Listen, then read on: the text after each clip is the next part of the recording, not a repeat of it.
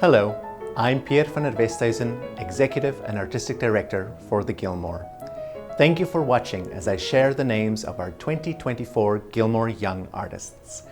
Founded in 1989, along with the career-making Gilmore Artist Award, Gilmore Young Artists are named every 2 years to spotlight US-based pianists aged 22 and younger. Just like all of our awards, the recipients do not even know that they are under consideration. Our 6-member Anonymous Artistic Advisory Committee worked hard to assess the performances of a number of talented musicians after first gathering nominations from music professionals across the country. The committee was enthusiastic in their choices, and I have the great honor to announce the recipients now. Casey Shao is a student at Princeton University studying music composition and pre-medicine.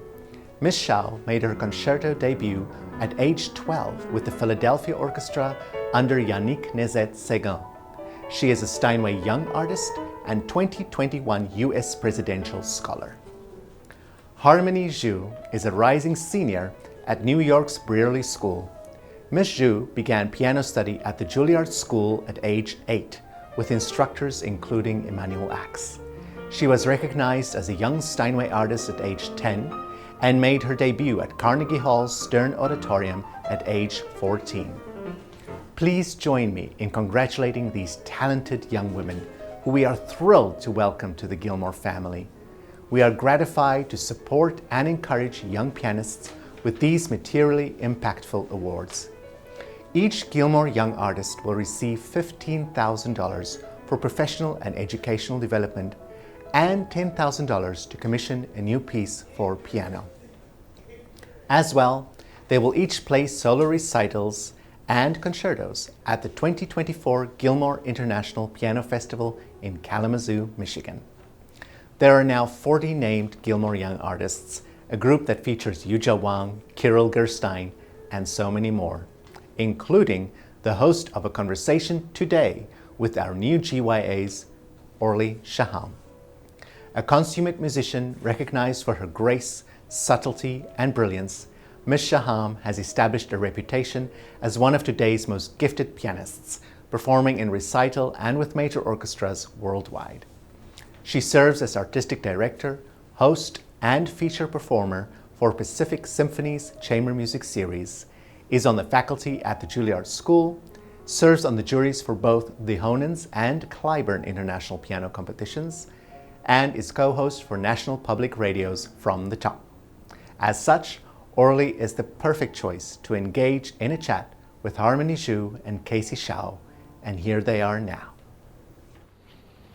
Hello, everybody. I'm pianist Orly Shaham, and I'm so excited to be joined here by 2 other pianists, Casey Shao and Harmony Zhu. Welcome. Hi. Thank you so much for having us. Thank you so much for having us. Such a pleasure to be here. It is great to see you both, and I'm so excited for you to get the Gilmore this year. Such an exciting thing. It's hard for me to believe. I got mine in 1995. It was a long time ago, but it made such an impact on my life and continues to do so. So I'm looking forward to talking with you both about that. But before we get there, I want to ask you just a little bit, how did you come to this moment in your life? How did you come to music? How did you come to the piano?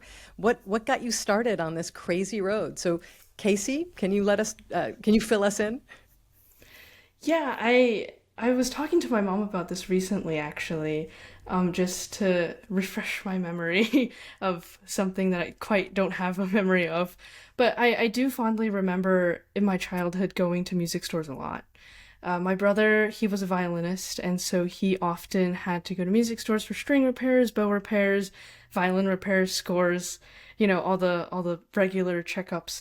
And every single time he went, I always begged to go with him because I loved banging on the drums, picking at the guitars, just everything musical that the store had to offer. And so I really do remember like the first sort of safe place that I felt where I could really just have fun and there were a lot of toys was the music store. And somehow, some way, my mom realized that I had some sort of, I guess, rhythmical sense through my banging on the drums. And so during one of her sort of just, friendly chats with sort of her work friends from China, she was friends with a music teacher in the elementary school that she taught at. My mom's an artist, and so from a young age, we've always had a lot of art in the house. There's always been visual art, museums, plays, operas, everything that you can think of artistically. And so I'm really appreciative of sort of the effort that she put in to make sure that art was a central part of our childhood and still today of our experiences. So she was talking to her friend who was a music teacher, and she was like, well, I don't really, want to buy her drums because they're so loud. And especially for a kid my age, they can become pretty volatile fast. And so her friend recommended perhaps getting an electric piano just to start and sort of seeing where music could take me.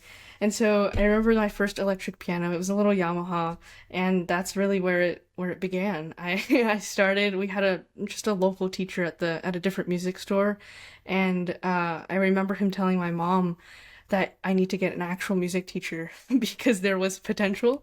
And so I guess from there it just happened. There's always been sort of a natural inclination towards the instrument. I think of course the amount of keys that were on the piano to a 6-year-old me was very exciting because every single key was a different note and I could do so many different things with all the keys, especially them being black and white keys. So I think to a 6-year-old me, it was definitely just a very big toy that I could play with at the beginning. But I it's been love a that. I wonderful love journey. that sense of play, that idea of just the ease with which we can come to the piano at the very beginning, right, and begin to make sound.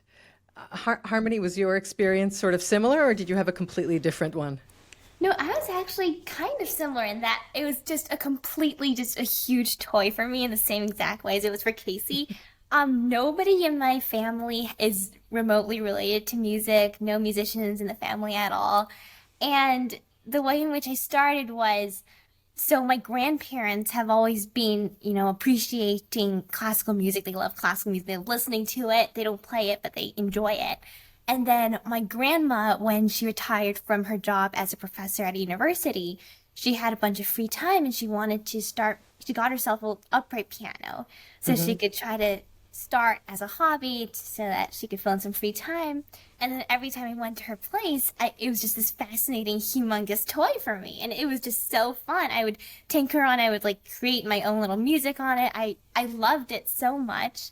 And if it weren't for my grandma, I would actually not have access to piano because nobody else in my family had any idea of introducing me to any kind of music at all, because Wow. my parents had no imagination or idea or plan for me to do anything related to music at all. It was, even after I started, it was just, they viewed it as just this huge hobby that I had. When I started lessons, my first piano teacher, she was actually not a pianist. She was a voice student. And when I had lessons with her, since she was a voice student, not a pianist, she could teach me how to read the notes, but that's mostly it. And then I remember just learning how to read the notes was kind of like learning how to read English. The feeling you have, now you can read all of this literature. I can Yes. now play all of this repertoire and I can sight read whatever I want. And it was this huge aha moment, because now I had this huge universe to explore that I didn't have before. And just, I was so curious about new music. I wanted to play more. I wanted to read more. I wanted to, even with books too, I was the same way. I just always wanted to explore more things. And just after that, I loved to sight read. I remember that teacher she would give me I had this children's book of pieces, for example, and then she'd give me one piece to learn for homework so I could bring it back next time and play it for her. And then after I went home, I would just go through the whole book of pieces and just sight read the whole thing, because I was just so hungry to play music. And then the next time I would always bring back the entire book ready to play for her. And I remember she found that really funny. And just I was just always really curious about that. And what's even funnier kind of is that since my parents just viewed piano as just this hobby, just kind of like, how little kids, they do skating, they do swimming, they do drawing or dancing or whatever. It was just one of my many hobbies. So after I learned how to read notes, they thought that there wasn't really much of a point in continuing lessons anymore because, well, they kind of stopped my lessons in the same way that they stopped taking me to swimming lessons or skating lessons after I acquired like the basics of just how to skate or how to swim. I see. Yeah, so they felt like, oh, well, now she can like tinker on her own. Like there isn't really a need to get lessons anymore. And they also didn't get me a piano for the first year of my playing piano. And I actually just was able to practice whenever I went to my grandmother's place because in the same kind of a way, they thought like it's just way too expensive and too big of a toy to get. They're just like, why would we I get? can see their point, right? Yeah, exactly. Because she can play at her grandma's place anyway. So, for the first year, it was kind of like that. And so, when I stopped lessons, it gave me this freedom to play whatever my heart desired, and so I could just play whatever pieces I loved to play. And I remember one time my mom was browsing this online bookstore and she came across by accident this book of Chopin nocturnes, and she had heard before that Chopin nocturnes sounded pretty nice. And so she thought, oh, maybe I'll get this book and maybe when she grows up, one day she'll maybe want to play it for me and it'll sound pretty nice. So she got this book, and then to her surprise, I was very excited to get it, and I immediately started sight reading it. I was very excited, and I actually learned I was 4, and I performed the Chopin E flat major nocturne. And thinking back, this is hilarious. Like I had no piano teacher to stop me and say, "Stay away from that piece. You're 4 years old." But I do not know how I butchered up that piece in that performance, but it was very fun for me. And so that's just kind of how I started piano, just like out of just like this huge passion for it, which I still have to this day. And yeah. I love that. I love hearing from both of you this idea that playing the piano was like this big toy. It's this great exploration and this game that you continue. And yeah, I think we can hear it in both of your playing, the way that you approach music. And it actually was a very similar thing for me coming to the piano. Casey, you mentioned you had a string playing brother. Well, I have one of those. But that violin was always kept in a case that had a little lock on it, whereas my older brother had played the piano, and that piano was just in the living room. So I would kind of climb up and just play all sorts of things, and that's how I came to the piano. I could have easily come to another instrument if it hadn't been in the room, because it was music that excited me. And I think that people often come up, I'm sure they've asked you guys too, how do we get kids interested in music? And the reality is, if you lead them to believe that it's a toy and leave them out where they can explore it like a toy, they'll probably come to it all by themselves, because it is so exciting. And that's really such a great and gratifying way to continue through life. So I know that sometimes, one has to prepare for a competition or for a concert or for an event, and maybe we forget a little bit about this exploration, this sense of just play that we started with. But I'm so glad that you two have it in such enormous spades. You'll carry it through to everything. So I know this, you're both incredibly busy. You're both very thoughtful people. Harmony, you've just graduated from high school, and not yet, actually. Oh, not quite yet. I graduated junior year, so next year I'm going to be a senior. And today was actually I was attending the last day of school today. It was the seniors graduation day. But I was finished an junior audience year. member. So I still have one more year Amazing. to go. Well, and you go to a very rigorous academic school, and I know, Casey, you're at an incredibly rigorous university, and studying. You have all these other interests. So how do you both find the time for the piano? What place does it actually serve in your daily life? Well, it's funny that you mentioned that, because I have always, I think from a very young age, so my dad's a scientist and my mom is an artist. So I've always had that sort of duality of science and the arts. And I think that's always had its place in my education. My mom and my dad have always been very big proponents on having a good and solid education. And so I went to public high school my entire sort of pre-college years. And music for me was always just this parallel path that was running along with my education. Whatever I learned in class, biology, learning about cell structure, learning about the DNA, I could somehow bring it to my playing. I always thought that was fascinating. The example that I always use is Bach fugues. They're so incredibly intricate and they're so incredibly structured, but there's just this sort of magic that happens within them that makes them work somehow. And they've always reminded me about how DNA replication works. Because it's such an incredibly structured sort of formation that happens, yet there's always this sort of magical thing that happens within DNA replication that creates perhaps variations during meiosis, or perhaps variations that may lead to cancer, right? And I think it's so incredibly similar, but yet so different.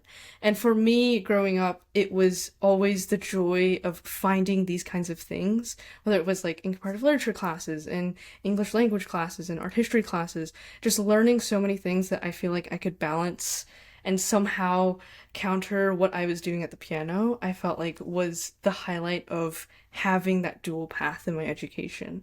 And so do you feel that you have to like really carve out time for especially time that this is going to be my time of day for the piano, or does it naturally come as you need a foil for the other things you're doing?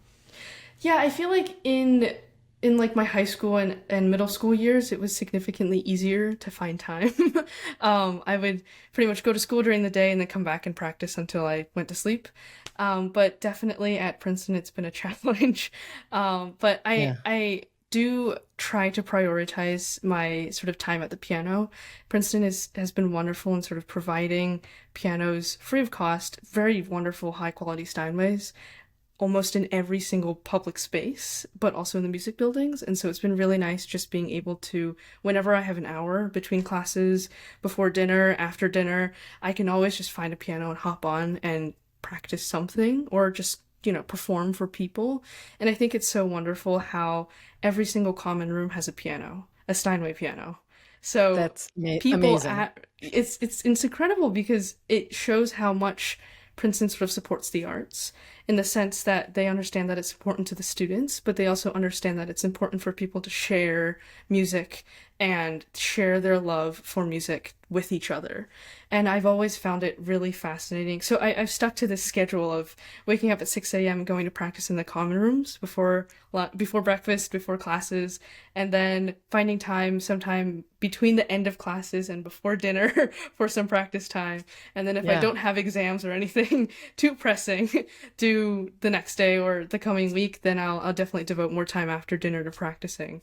But I just really enjoyed being able to sit down in a common space with other Princeton students who may have no relation to music whatsoever, and just play and have fun, and again go back to the idea of sharing music for the sake of sharing music, and not thinking that I have to sit down and practice this Bach section or practice this Liszt section, but just knowing that people will be there to appreciate everything that happens, that comes out from this piano, no matter the quality. So I think it's been really special, and it's also, I think, changed the way that I understand music performance, especially. So you really integrated into all sorts of aspects of your day now that you're in this place. Harmony, Yes. what's it like for you? How do you figure out when to find practice time? Yeah, it's funny you ask because like this issue kind of comes up all the time for me because I go to the Brearley School, which is known for being super duper rigorous, and they're known for Absolutely. like giving lots of tests, exams, work, projects, essays, the whole thing. Um, and so I actually, a lot of the time, like my classmates will come up to me in disbelief because they'll come up to me and they'll say like, we have to sleep at like, I don't know, 2 a.m. or whatever because of all the work we have at school. They're like, and they'll tell me like, you literally live this double life. Like, how do you kind of like find time for both of them? And it's something that I try to kind of juggle as best as I can because it's there's so much time that I have to devote to school, but then also for piano, and just like I'm not the best person at time management either. I'm not really good at it, but I just try to do as efficiently as possible. Like with my free periods at school, for example, I'll try to do as much work as I can there, and then try to squeeze out as much time as I can for piano. But like at the end of the day, there's definitely not as much time as I'd hope for to work on piano, and and so it's kind of like when I'm at school, I'm like the student, and like it's kind of so separate from my piano life, because when I'm doing school, I'm doing like all the projects and like everybody else, and all the essays and assignments, and then kind of after I come back from home, after I do all the homework and everything, I enter into this completely different world of piano. And I just feel like going to school is so important for me, though, because I really see the value in like everything I learn at school really informs what I do with piano too, because a lot of my interests also lie outside of piano. I have lots of passions. For example, I'm really passionate about like things like art history, or like history in general, and just like learning about things like that, it really informs my piano playing. It's really inspiring for me too. And also being able to interact with all my friends at school who are not related to piano Sure. at all, but Yeah. they're really they want to know about it too. And so I'll often try to like give them some recommendations for like classical pieces that I like, and I'm trying to like share it with them to like they can kind of get introduced to classical music. With Well, I think this, what I hear from both of you, which I just really love, is this general enthusiasm and passion for learning and curiosity about all sorts of things, which is part of how you become a great artist. It's so important to have that background, not only in your piano, but in so many other things. And I know, Casey, that you're also studying on the pre-med track as well as what you're doing. And who knows where you'll go to college, Harmony, what you'll end up doing. I ended up with a dual degree program from Juilliard and Columbia. I was actually a history major. And the farther I get from that time, the more I appreciate how much it affected me as a musician and how wonderful it was to have that background. So I think it's super exciting that you, and it doesn't surprise me given how you both are as artists, that you have this open passion. I hope you keep it forever. I think you'll be hard pressed not to, given who you are. But so let's take it down to the current moment. Right now, just maybe today or this week, Harmony, what pieces have you been practicing? Well, so today was the last day of school, so I've been super busy with school. Like they literally, even to the last day, they're giving you all kinds of things. Like to the last week, we had a math test. But I've been practicing like some Chopin, some Beethoven, some Kapustin. So I'm trying to. What's the one piece right now that like motivates you to get to the piano? One piece? The one that drives you, that you're thinking Why? about in your sleep, that one. Only one?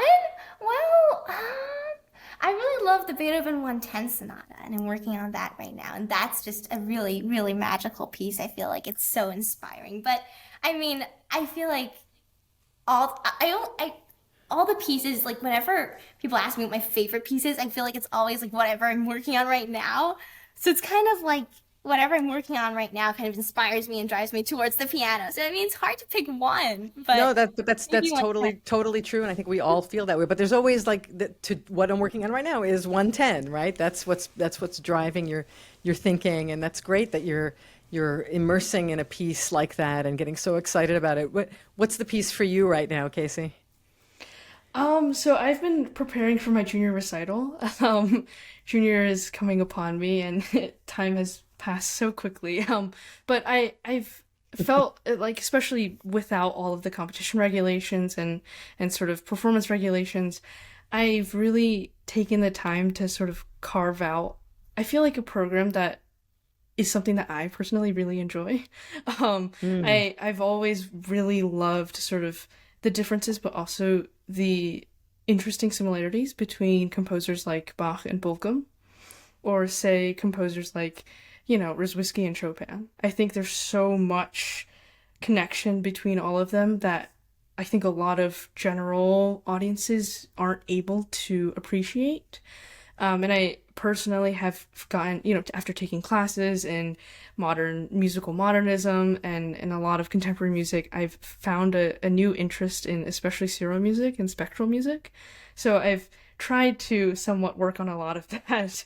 But Nice. I guess the piece right now, I'll choose two. So the Bach Partita, the fifth one, has been incredibly rewarding for me to work on. I love Bach. I think he's an incredible thinker, especially, and I guess manager of the way that harmonies are able to flow together. I think it's incredible. It's incredibly intricate the way that he works and composes, and the way that he's able to sort of create that balance, but also that sort of synchronized motion between the two hands, between voices, I think is incredible. And there's always new things to find in that piece. And so sitting at the piano, that's always something that I first start with, because I know it's going to get my brain working. I know it's going to get my fingers working. I know it's going to get everything sort of just warmed up and ready to go.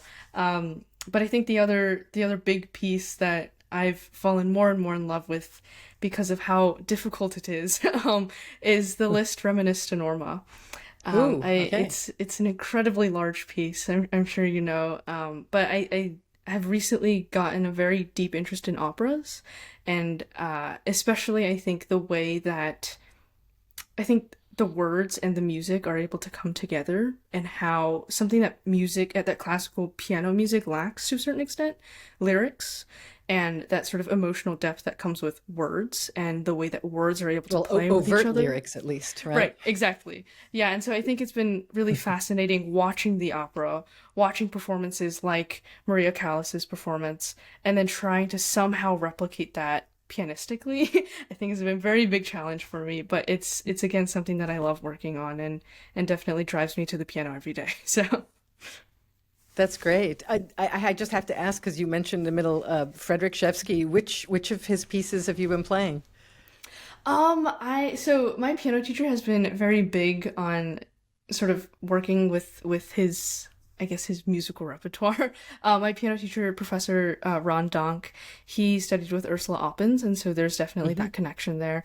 And Yep. so when I was early on when I was studying with him, he performed the what is it called? We America the Free, Yeah. something like that. And Yeah, he wrote the his own. People United. Yes, the People United. And he wrote his own cadenza for that piece.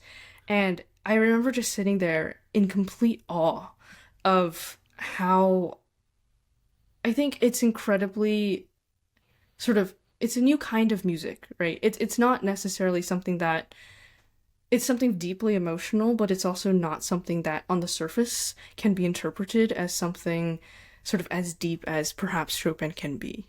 Right. But I think listening and sitting there and not only watching the technical maneuvering that's required to make something like his works sound so fluid, but also I think the mental ingenuity that's required to create something with his works, and the way that he sort of uses such traditional American sounds, I think was also Yeah. new to me, because, classical music has been so characteristically European. And I think that European sound is very much what we associate with classical music. But hearing something so distinctly American, I think was jarring for me at first. But For you and for everybody else at first with his Yeah, music, right? And I yeah. think that's part of the genius of, and the importance of understanding composers who are more contemporary to us, and Right. getting the connection of what it is that they're doing to actually our day-to-day vernacular, right? Beginning to Yes, understand yeah. how when Chopin writes, that was in a vernacular that other people spoke at the time. Right. And here's, as you were saying, Shevsky kind of speaking in our vernacular, but maybe I took us on a little bit on a tangent, but I'm sure that our viewers would love to know what you may change your mind about this 10 times between now and when you perform your recital at the Gilmore in 2024. But as of now, what programs are you dreaming of doing for that? Harmony, what are you thinking of doing?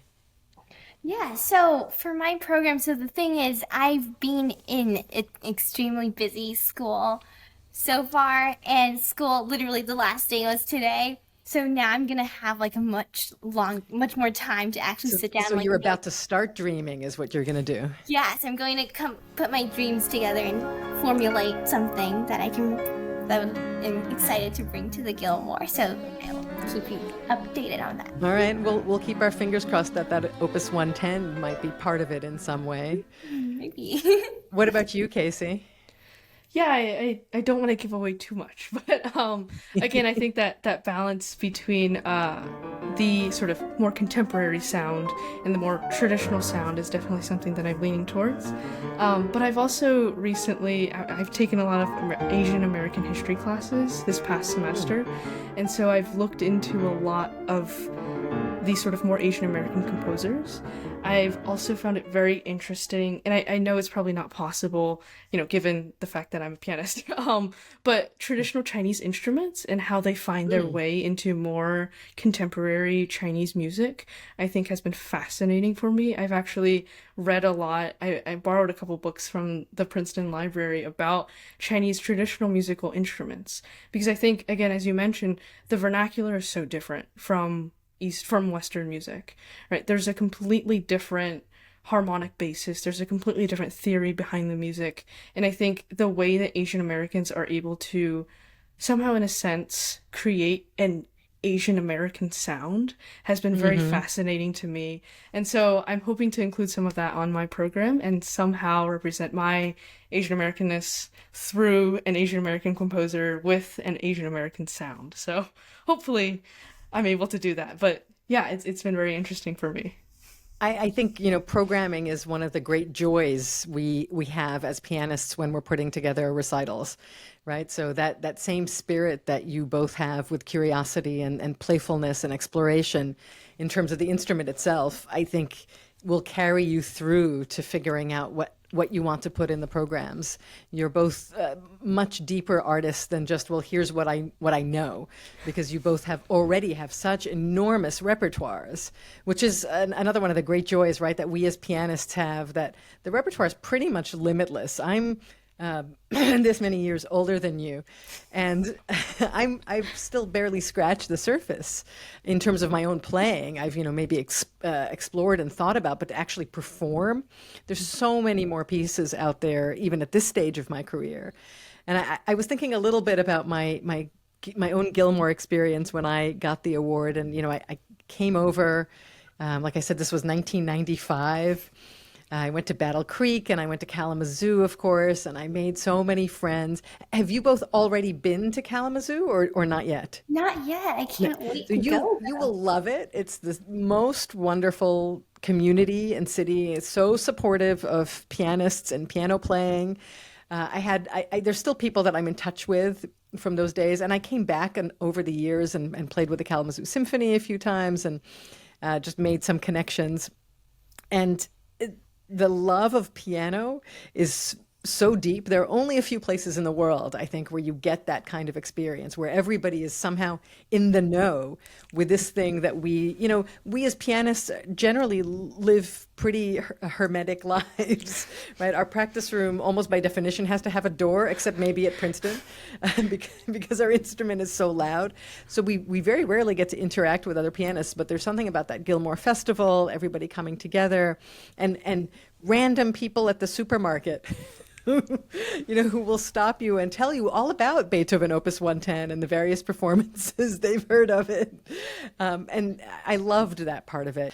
I think you're both really remarkable human beings, so incredibly talented, but lovely, wonderful people. It's a delight to spend time with both of you. And I know that the audiences in Kalamazoo are going to adore every minute they have with you. So I hope you give them lots of minutes. And congratulations on your Gilmore Award. This is hugely exciting, and I think it will serve you for the rest of your lives. So thank you both so much. Thank you so much. Thank it was you so wonderful. much for taking the time to talk to us. Yeah. Yeah, thank you so much. It's such an honor. I can't wait to go to Kalamazoo to meet the audience there.